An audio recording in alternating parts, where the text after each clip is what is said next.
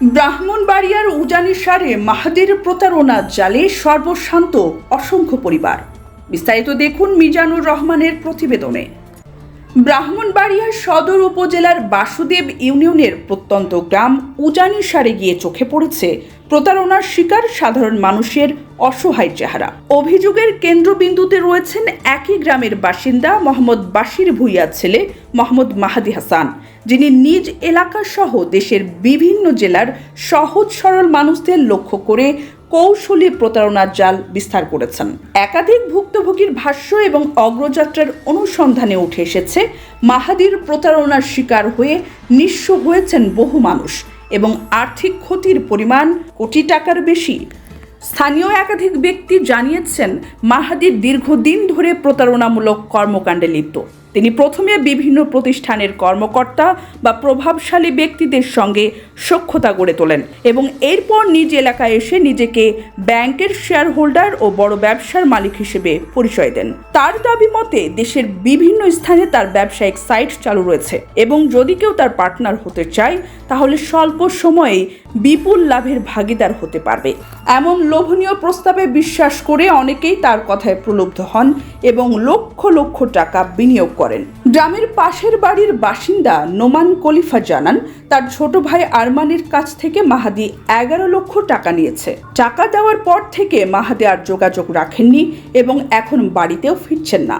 আমার ছোট ভাই আরমান থেকে মেহেদির টাকা নিছে, ব্যাংক করবো কইরা 11 লক্ষ টাকা নিছে।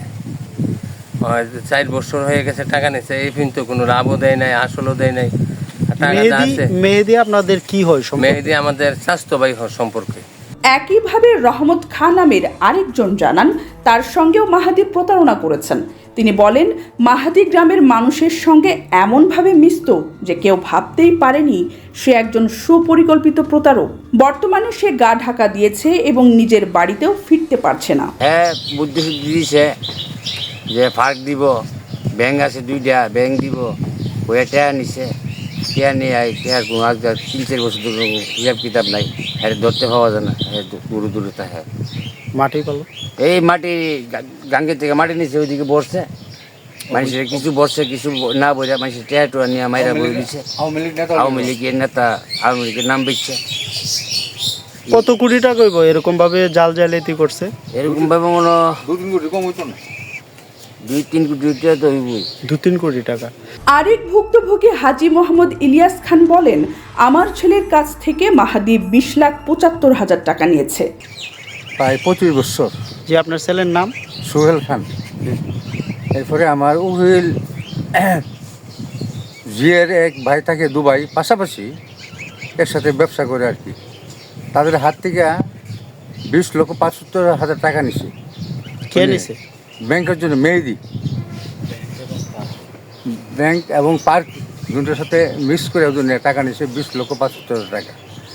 এই প্রায় বিগত 4 বছর গত হইল আর কি। তো এই টাকা নিয়ে সে উদাও ব্যবসায়িক পার্টনারশিপের নামে একই ধরনের অভিযোগ করেছেন আরও অনেক গ্রামবাসী। অনুসন্ধানে জানা গেছে, শুধু উজানিসার নয়, আশপাশের এলাকা এবং বিভিন্ন জেলার মানুষদের কাছ থেকেও অর্থ হাতিয়ে নিয়েছে মাহাদি। সে কখনো ঠিকাদারি সাইট দেখিয়ে বিনিয়োগ নেওয়ার কথা বলে, কখনো ব্যবসায়িক প্রতিষ্ঠান বা ব্যাংকে উচ্চ পদে থাকার ভুয়া পরিচয় দিয়ে মানুষকে বিশ্বাস করিয়ে মোটা অঙ্কের অর্থ সংগ্রহ করে পালিয়ে যায়।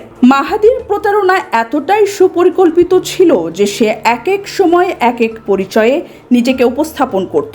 কোথাও নিজেকে টেন্ডারবাজ, কোথাও সফল উদ্যোক্তা বা ব্যাংক কর্মকর্তা হিসেবে প্রচার করত। তার প্রতারণায় কেউ হারিয়েছেন জমি বন্ধক রেখে তোলা টাকা, কেউ বা পেনশনের জমানো অর্থ। বর্তমানে মাহাদির অবস্থান সম্পর্কে নিশ্চিত কোনো তথ্য পাওয়া যায়নি। এ বিষয়ে স্থানীয় প্রশাসনের পক্ষ থেকেও এখন পর্যন্ত কোনো আনুষ্ঠানিক বক্তব্য দেওয়া হয়নি। তবে ভুক্তভোগীরা সংগঠিত হয়ে আইনি ব্যবস্থা নেওয়ার প্রস্তুতি নিচ্ছেন বলে জানা গেছে। এই প্রতিবেদন 3 পর্বের ধারাবাহিক অনুসন্ধানের প্রথম কিস্তি। পরবর্তী পর্বে উঠে আসবে মাহাদির প্রতারণার বিস্তার, তার যোগাযোগের নেটওয়ার্ক এবং আইন শৃঙ্খলা রক্ষাকারী বাহিনীর অবস্থান।